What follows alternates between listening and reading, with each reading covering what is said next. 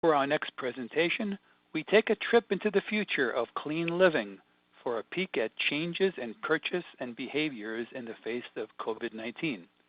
Our speaker is Greg Stucky, Chief Research Officer of InsightsNow. Greg, take it away. Thank you very much, and thank you all for joining in for this wonderful presentation. We're going to be focusing on the future of clean living. We're going to take a peek at behaviors, specifically of people who are clean label enthusiasts, and we'll talk a little bit more about those people later. And we're going to be talking about what's happening in terms of behavior because of COVID-19 and what we can expect as we move forward into the future and as things continue to shift and change and we continue to see more disruption. All right, so one of the things that we are seeing with the entire area of disruption is that there are disruptions in every single category, no matter where you're at. And the reason this is happening is super obvious. It's because people have fundamentally stopped how they're moving and physically navigating the world. But, you know, the message is really don't panic. There's a lot of bad stuff, a lot of areas that are crashing, travel, automotive, entertainment, having a very hard time. But there's a lot of things that are actually doing well and albeit struggling, still doing very well, like grocery, pharma, and healthcare. And we're going to focus in on the grocery aspect and the CPG aspect of that in today's talk. And we're going to be focusing in on a group of people that are responsible essentially for the current clean living growth that's been really rapidly happening over the last 5 years. It's started nascent about 10 years ago, and now in this last 5 years, it's grown really rapidly. And we see numbers from this last fall, which we're looking at 2020, saying that global sales of clean label food products expected to reach $180 billion by 2020. Now with COVID, actually, that's going to ramp up. We're probably going to beat that number probably pretty handedly, actually. And really, one of the things that's underlying that big growth is clean label ingredients. So it's getting away from the artificial ingredient, getting away from, quote, chemical sounding or reading as a chemical type of an ingredient in the product. So with that movement happening and with COVID going, one of the questions we have is, how do we start addressing this? Well, what we're seeing is the people responsible for this are those folks who are really interested, whose behaviors tie to clean label products, who tie to making changes in their diet, making changes in the types of products they purchase across the board to make themselves healthier. And so we've built a group of people who we call clean label enthusiasts. And here's some of the characteristics of them. Number one, ingredients matter to them, right? And ingredients affect what they buy. So they might not buy things with high fructose corn syrup, or they might not buy things with GMOs. They're concerned that there's too many chemicals in foods. Their behavior is that they are much more common to be reading the list of ingredients, and even if they're not flipping over a package to read the actual ingredient statement, they're looking for ingredients on the cover of a package as well. They do homework. They like to look up information and read about ingredients in foods and beverages. They like reading articles. They like talking to their doctor. They like talking to dietitians, nutritionists, et cetera, so forth, about types of ingredients that matter, how it makes them, is it good for them, bad for them, et cetera, so forth. And then from a shopping standpoint, they are avoiding brands if those brands are bringing out products that they deem unhealthy in any shape or form. So we're going to take a poll. We have a nice typing tool that we use to identify people that have the clean label behavior, but I want to take a poll. So how many of you think, now that you understand who a clean label enthusiast is and how they're basically categorized, how many of you think that you are a clean label enthusiast versus how many of you think, nah, that's not me. I'm not really a clean label enthusiast. And I'm curious to see what the distribution is in this group, because I'm going to show you what the distribution is on a global level, country by country. So take a moment, jump in. There's a poll on the screen here, and love to see what these numbers are going to be looking like. I'll give you just one more second, get those answers in, and then we're going to jump to the results here. All right, so we're looking at this. Very interesting. We're seeing almost 2/3 of people at the moment are say, yep, that's me, I'm a clean label enthusiast versus not. So we actually have a very clean label oriented group. That's quite interesting. All right, so that is not the same as much of the world. So back in October, before COVID, we've been monitoring percentages of clean label enthusiasts around the world for a while now. But back in 2019, we took a look. That was the last data point, essentially, before COVID really started to take over. And you can see that it varies greatly across the world, the percentage of people that are clean label enthusiasts. But you can see some patterns, cultural patterns, right? North America, Europe in the high 20s, low 30s. Whereas South America, Central America, and then the Asian countries, much more up in that 50+% range of people who are having the clean label-oriented behaviors. Now, what's interesting is we just finished off a piece of research recapping this, where we're looking at then the percentage of clean label enthusiasts now. Now, what's been happening is that in the United States, clean label enthusiasts have been growing very rapidly. And what we see as we've now jumped into COVID is that COVID hasn't really changed people's general sense around what they believe, but we're continuing to see that North American growth. So now we're up from the high 20s to low 30s.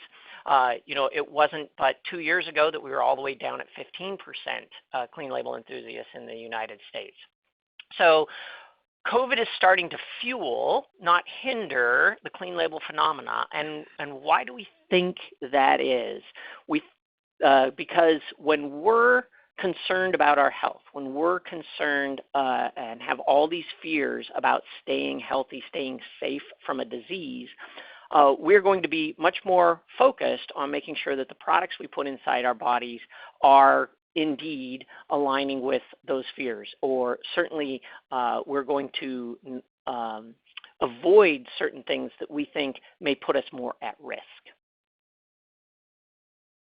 So our research that I'm going to be talking about is coming from two different behavioral studies. The one I just showed you a few data points from came from our primary shopper attitudes and behavior study. It's a general population of primary shoppers. It covers 10 countries. It's a biannual survey on clean living related behaviors and attitudes. The second study I'm going to be pulling information from into this presentation is from our ongoing CLE tracker. So this is tracking just clean label enthusiasts within the United States. It's a weekly survey and conversations about behaviors and attitudes, and topical deep dives into specific areas where we think are important to help open up and understand what's going on for people in the United States, to help us understand what real impact to behavior COVID is having on us. So one of the things we know for sure, right, is that COVID is changing shopping and how we shop. So if you look at just one of the simple metrics and a simple behavior, which is in-person online shopping or in-person shopping in stores versus online shopping for your groceries. And if you look at just the data for people who are saying this week, this was the way I shopped most often, this gives a little bit different picture than if you just say, did you shop that way at all? What you can see is that people adopting this as their primary method of shopping, you can see that online shopping is going up and is just now starting to level off, and it will probably continue that way for a little while. Whereas the in-person, in-store has come down. So it's a 15% drop in number of people who are shopping primarily online for groceries versus in store. And you can see that that's a pretty significant increase when you consider that only 9% of people had that as their primary mode of shopping before, or the online shopping was only 9% as their primary mode before COVID started. So a pretty significant shift. So to understand why this is happening, why do people care about this? It's not just safety. It's not just that they can't get to the grocery store because the stores are open. It's not like you can't go shop them. But what is really underlying it? So in order to understand that, we're going to take a little bit of time and talk science. So behaviors change when our motivations change. And one of the things that we know is that our behaviors are intrinsically tied to how we feel, right? So if you are anticipating something that is a fearful experience, you're going to be more likely to avoid it. So in the short term, when disruptions happens, we tend to avoid things. In the long term, we start to look for things that we want to do that are new. So right now, what are we in, right? We're in the short term. We're avoiding things more than we are trying to do something that's new. Now, to understand emotions is a pretty broad topic, and motivations there's lots and lots of different types of motivations. To help understand and apply all of the complexity of the science around motivations and emotions, one simple way to look at it is the 4 classifications that we can put these into. So you can have a functional driver, you can have a social driver, psychological, or a sensorial driver. But functional drivers and functional motivators are really central to how everyone feels when they have their basic human needs being met or unmet. So this is safety, protection, health, feeling prepared. Think if you're, in remembering your psychology, think Maslow's hierarchy of needs, right? Functional is the foundation. Second to that is, all right, the second area. So functional is our foundation. That's our base. Social motivators are those things where we're looking at changes to relationships, peer-to-peer social relationships, who we trust, our feeling towards others. When it comes to buying products, this is buying products that we think other people will feel value in as well. Sensorial motivators, this is when we're looking at things that will create pleasure for us, right? And in terms of sensory and COVID, this is a lot about how our coping mechanisms work. The final piece is the psychological motivators. These are important when people are needing to achieve balance in their life, right? So this is a significant mood change, right? You go through mood changes all the time in life, but when we're looking at COVID, these are going to be sustained moods of long-term boredom, long-term comfort seeking. Those types of behavior are tied into what are our psychological motivators. Okay. If you lay these out over time and we look at how COVID is laying, we've got a big time of disruption, all the sheltering in place happened. We're going to go through a time of adjustment. We'll be following that with a time of recovery, and then we'll have at some point a new normal, whatever that looks like. It's going to be years plus before we get to that point. But if you overlay our core motivators and the emotions on that, you're going to see that right now we're in this, just coming in this time of disruption where we still have a lot of fear, worry, disappointment. There's some anger out there. Good news, most brands have avoided anger towards them. People are feeling disappointed. They're starting to seek comfort as we get into the month of May and the first part of June. We're going to see more and more comfort seeking happening. So we've got all of this momentum moving, and if we take a look at the numbers for motivations and we look at purchases that people are making and we're asking them what are the core motivators behind making that specific purchase for different types of products that they're putting in their shopping basket, what we find is that right now, right at the beginning of COVID, when all the shelter in place happened, 84% of the purchases were being made for functional reasons. Basically, it's that classic stock up, need to make sure I have it, want to feel safe. 24% were around social. A lot of that was due to the fact that all of a sudden the home environment was drastically changed. Lots more meals at home, which means a lot more people enjoying those meals. So you were a little bit more attentive to the social needs in your home and in your small group environment, in your tribe. Sensorial and psychological motivations were almost non-existent, right? Just a very small amount of the purchases attributed to anything that was sensorial or psychological. As we get into the end of April, functional is still the primary. Social still there because all the shelter in places are still there. Some, right, as we were getting this data, shelter in places were just starting to get relaxed in some locations, but not others. But sensorial is starting to go up because people are going through now, have had an entire month to 5 weeks in this environment of shelter, and they're starting to look for a few more sensorial pieces. And psychological is starting to drive up because they're now comfort seeking more and more and more, and they're looking to switch their mood from fear to comfort. So that is where we're at right now. As we continue out, what we can expect in the next month to 2 months is that functional and social will still be about the same. Social really isn't going to change from this level until we start seeing more bigger events, big social gatherings being allowed. We're going to get a little bit of a bump probably as summertime takes over and people are starting to feel a little more comfortable letting people come over for barbecues and things like that. It won't be that big. Sensorial, however, this is going to change now and going to continue to go up, and psychological will continue to rise as we go over time. So what does that mean? If you're an innovator, if you're a manufacturer, right now and the next few months are really good times to get your line extensions in where they're focused on sensorial opportunities. And several months down the road is going to be a time when we're going to make a switch where psychological, brand new to the world innovations will be sought out when our fears and our worries are at a little lower level.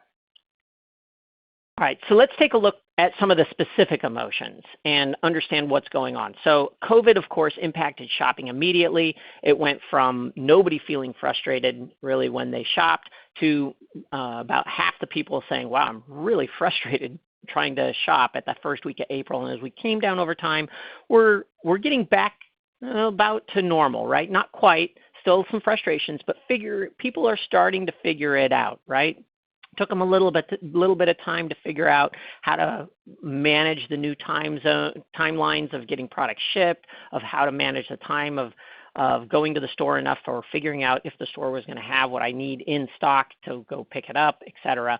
But it took about a month to get there. We're close. Feeling rushed has got a very similar pattern. We're going to see a bump in feeling rushed because people are stocked up at the beginning of April, and as they get into May, all of a sudden they're realizing they don't have it, and they're also going to be realizing it's going to take a little while to get it. It might not be readily available, so they're going to start feel really rushed again as they try to get ahead of the game a little bit more.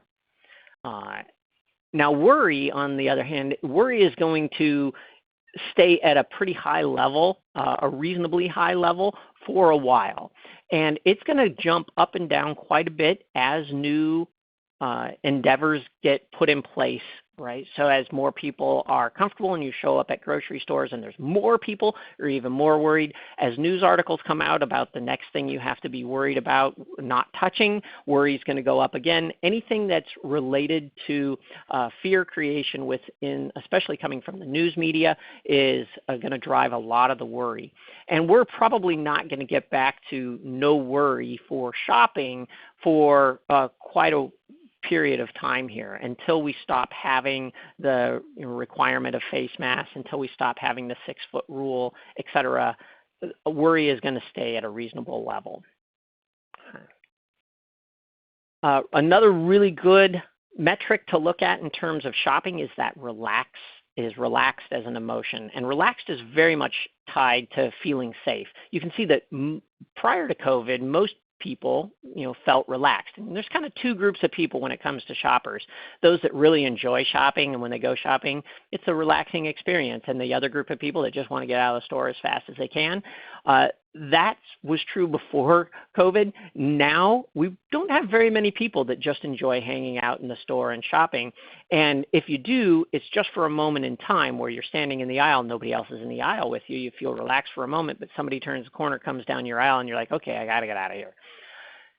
it's a connection to safety.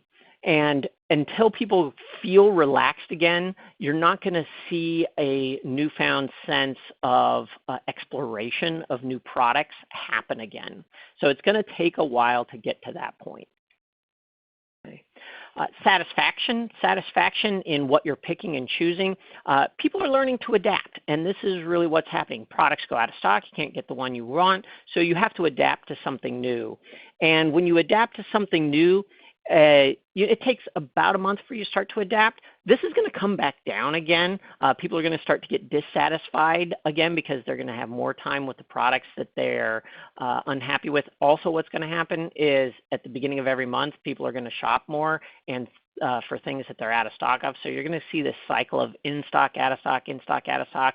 So you'll see a little bit of a monthly pattern coming to something like satisfaction in shopping as well. So what does this all mean? The future of clean living.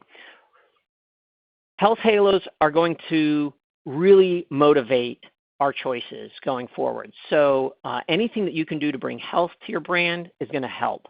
Plant-based products are going to gain new rapid adoption, and sustainability is going to reaccelerate, but probably in a way you didn't expect.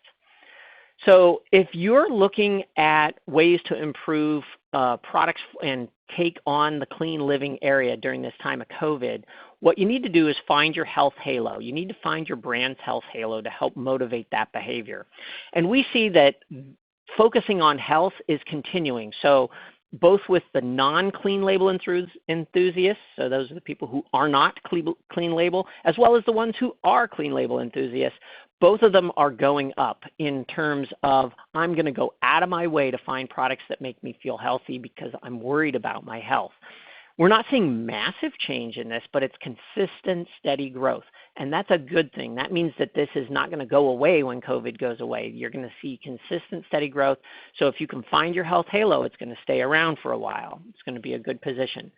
Same thing with ingredient-specific seeking behavior. You see that same exact pattern. Clean label enthusiasts were already all about ingredients, but we're seeing that pick up in the non-clean label enthusiasts as well. People seeking out specific ingredients. So if you have a great ingredient in your product, you should be calling it out. You should be calling it to people's attention. If you start looking at claims and things you can talk about, things you want to put in your products, fresh and natural are leading the way, no artificial, and then price value trade-off is going to still be a thing, right? We still have a lot of people who are concerned about price. In fact, this is diversifying a little bit more than we've had in the past. For specific claims you might be able to call out, good sources of vitamins, minerals, big jump post-COVID. Good source of protein, a big increase post-COVID. And then you can also see immune support jumps. That's pretty much expected. That will probably come back down as COVID concerns start to go away. But certainly vitamins, minerals, proteins, we're expecting that to go. Increased energy is an interesting one, specifically contextualized around the stay-at-home because people are needing more energy as they do less work. Now, as we jump into other areas that we can focus on, plant-based options. You can really accelerate your growth if you've got plant-based options right now. And there's a couple of interesting reasons for this. Number one, plant-based was already on the rise. It was already one of the biggest trends. And as people went into COVID and took all the fresh meat away, one of the things that was left for people to start trying was plant-based. So all of a sudden, plant-based meats, as an example, took a pretty quick jump. But plant-based dairy was already on the rise. And even seafood, which is one of the newer comers to the plant-based arena, is starting to see some upticks due to COVID. Now, COVID's also going to cause meat shortages. And whether it's true meat shortages or just the fear of meat shortages, it doesn't matter to the consumer what the truth is behind it. But we certainly see all the news stations putting out media around the concern, will there be meat shortages? Will there not be meat shortages? And when meat is in short supply, it gives the opportunity to say, well, if it's because the processing plants are down and we can't process, maybe this plant-based product will be a great thing to try and have as an alternative. So no matter the truth around the science and the manufacturing and the distribution of this, the consumer mindset and those people in the clean living movement that were already wanting products that were better for them, cleaner, these plant-based products, plant-based meats especially, and plant-based milks especially, all come with a strong health halo. So they're taking advantage of both a fear of shortage and a positive outlook on how to keep myself healthy. So we're going to see a pretty solid increase in trial in this area, and we've already started to see it, and it's going to continue to grow. And the other indicator that says that this is going to really matter is because even though people are worried about price, plant-based meats are one of the things that they're actually willing to pay more for. And so you've only got 15% of the people saying I'd pay less for that. This is on a global scale, but I can tell you country by country, the numbers are pretty similar to this. The distribution holds pretty well across the countries. Okay. So you've got the same or more for a product during a time when a lot of people are still cash strapped. So this is a really strong indicator that it's going to be moving forward with pretty good momentum. Now, the final piece is sustainability. Now, sustainability is also one of those things that really didn't take a very strong hit due to COVID, but it is changing in its structure. So there's going to be a sustainability momentum that's going to increase. There are some areas that are going to have problems with terms of sustainability, but by and large, everybody's concerns around like sustainable packaging really wasn't affected by COVID. If anything, maybe a tiny bit less concerned about sustainability because, well, you get what you get as long as it's safe. And sometimes you just have to, your first choice of sustainable isn't really there. So not a whole lot of change there. Again, also avoidance behaviors are pretty much the same. There is a little bit of an increase during COVID of avoiding specific products in that packaging material, but not like it was before where people were avoiding the growth of avoiding the brand entirely, i.e. if your brand was associated with a non-sustainable product, any one product in your line was non-sustainable, they'd start taking your brand out of their basket set. So not a whole lot of changes here. But there is a very, very dramatic change in trade-offs that people are willing to make. And this should be an obvious thing, obvious data, if you will, to most people. If we ask people, what would you trade? Would you rather take care of the environment, even if it made the virus last longer? Or would you want more people to be safe, even if you had to sacrifice the environment? People went for safety. Not a surprise. But what does this mean for the environmental movement? What this really means is that instead of saying save the planet, the conversation is going to switch to save the people through sustainability and recycling. So if you are focused on sustainability in your company, you need to be able to switch the conversation from the planet and taking care of the environment to taking care of the people and making the people the focus, not the planet the focus. And that's going to be a dramatic shift in the way everybody talks about sustainability, and that will last for a long time. And once we do that, that's going to shift people's desire for sustainable products into the positive much more. Now, there are some areas where you're probably not going to see quite as big a shift, and that's going to be in cleaning products. So out of all of the people who were buying sustainable cleaning products prior to COVID, 27% continued to buy. Only 27% continued to buy, right? 36% bought products that were just completely not earth-friendly at all in their opinion.